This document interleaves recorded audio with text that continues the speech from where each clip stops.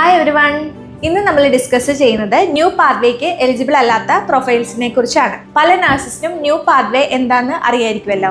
UK, Ireland, Canada, US, Singapore, Spain തുടങ്ങിയ രാജ്യങ്ങളിൽ registered നഴ്സായി work ചെയ്യുന്ന നഴ്സസിന് ഓസ്ട്രേലിയൻ എക്സാമിനേഷൻസ് ആയ എൻക്ലെക്സാറിനും ഓസ്കിയും ഇല്ലാതെ തന്നെ ലൈസൻസ് പ്രൊസീജിയർ കംപ്ലീറ്റ് ചെയ്യാനായിട്ട് സാധിക്കും. പക്ഷേ ഇങ്ങനെ പ്രൊസീജിയർ ചെയ്യുന്ന സമയത്ത് 3 ഡിപ്പാർട്ട്മെന്റിലുള്ള നഴ്സസിന് എലിജിബിലിറ്റി കിട്ടുകയില്ല. ആ ഒരു ഡിപ്പാർട്ട്മെന്റ്സ് ഏതൊക്കെയാണെന്ന് നോക്കാം.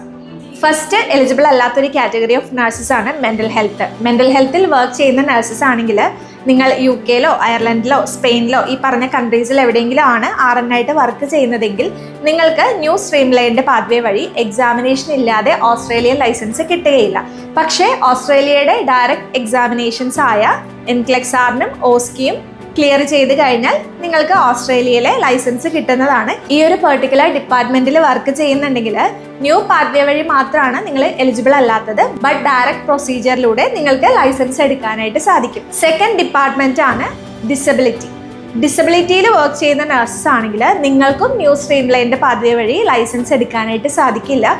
അതേസമയം ഓസ്ട്രേലിയൻ എക്സാമിനേഷൻസ് ആയ എൻക്ലെക്സാറിനും ഓസ്കിയും ക്ലിയർ ചെയ്ത് കഴിഞ്ഞാൽ നിങ്ങൾക്കും ലൈസൻസ് എടുക്കാനായിട്ട് സാധിക്കുന്നതാണ്.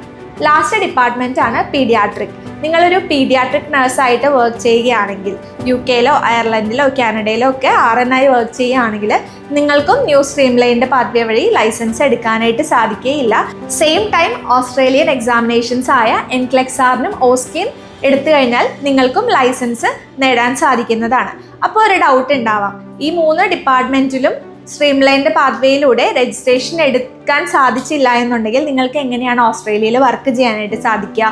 ഈ പെർട്ടിക്കുലർ ഡിപ്പാർട്ട്മെന്റ്സിലൊന്നും വേക്കൻസീസ് ഇല്ലാത്തത് കൊണ്ടായിരിക്കാം ഇങ്ങനെ ന്യൂ സ്ട്രീം ലൈനിൻ്റെ പാത്വേ വഴി ലൈസൻസ് കൊടുക്കാത്തതെന്ന് അല്ലേ? പലർക്കും അങ്ങനെ ഒരു ഡൗട്ട് ഉണ്ടാവും. ബട്ട് അങ്ങനെയല്ല, ഓസ്ട്രേലിയയിൽ കൂടുതൽ വേക്കൻസീസ് വരുന്ന ഡിപ്പാർട്ട്മെന്റ്സ് തന്നെയാണ് മെൻ്റൽ ഹെൽത്ത്, ഡിസബിലിറ്റി, പീഡിയാട്രിക്. ഈ 3 ഡിപ്പാർട്ട്മെന്റിലും ഇടയ്ക്കിടയ്ക്ക് വേക്കൻസീസ് വരാറുണ്ട്. സോ ഒത്തിരി നഴ്സസ് ഈ ഡിപ്പാർട്ട്മെന്റ്സിൽ അല്ലെങ്കിൽ ഈ ഒരു ഏരിയയിൽ ഈ പറഞ്ഞ 6 കൺട്രീസിൽ വർക്ക് ചെയ്യുന്നവരുണ്ട്.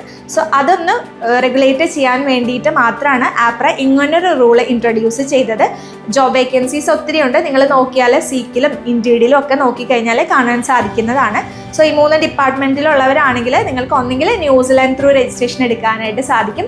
അതല്ല എന്നുണ്ടെങ്കിൽ ആപ്ര രജിസ്ട്രേഷൻ ഡയറക്റ്റ് ആയിട്ട് എൻക്ലെക്സാറിൻ ഓസ്കി ലാംഗ്വേജ് ടെസ്റ്റ് വേണമെന്നുണ്ടെങ്കിൽ അതും എടുത്തിട്ട് ലൈസൻസ് എടുക്കാനായിട്ട് സാധിക്കുന്നതാണ്. സോ വീഡിയോ യൂസ്ഫുൾ ആയെന്ന് വിചാരിക്കുന്നു. വീഡിയോ കണ്ട എല്ലാവർക്കും thank you so much. Australian പ്രോസസ്സോ ന്യൂസിലാൻഡ് പ്രൊസീജിയറോ സ്റ്റാർട്ട് ചെയ്യാൻ ആഗ്രഹിക്കുന്നവരാണെങ്കിൽ സ്ക്രീനിൽ കാണുന്ന നമ്പറിൽ നമ്മളെ കോൺടാക്ട് ചെയ്യുക. നമ്മുടെ എക്സ്പേർട്ട് ടീം നിങ്ങളെ ഹെൽപ്പ് ചെയ്യുന്നതായിരിക്കും. പുതിയൊരു വീഡിയോ ആയിട്ട് വരുന്നവരെ ബൈ.